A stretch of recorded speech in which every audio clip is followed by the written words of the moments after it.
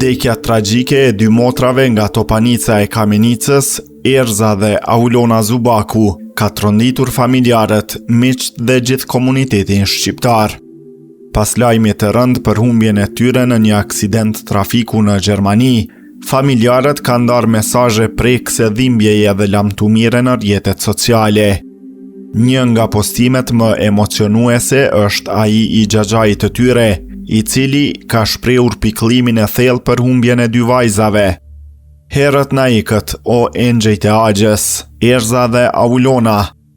Allahu i u gradoft me xhenet. Me gëzim ju pritëm për pushim dhe për të shkuar në dasmën e bardhit, por nuk pas ka qenë shkruar. Do të na mungoni shumë, ka shkruar ai. Sipas informacioneve nga autoritetet gjermane, aksidenti fatal ndodhi në autostradën A5 pranë Appenvierit. Në aksident u përfshin 5 automjete, ndërsa 2 motrat humbën jetën në vendin e ngjarjes. Hetimet për zbardhjen e plotë të rrethanave të aksidentit janë duke vazhduar.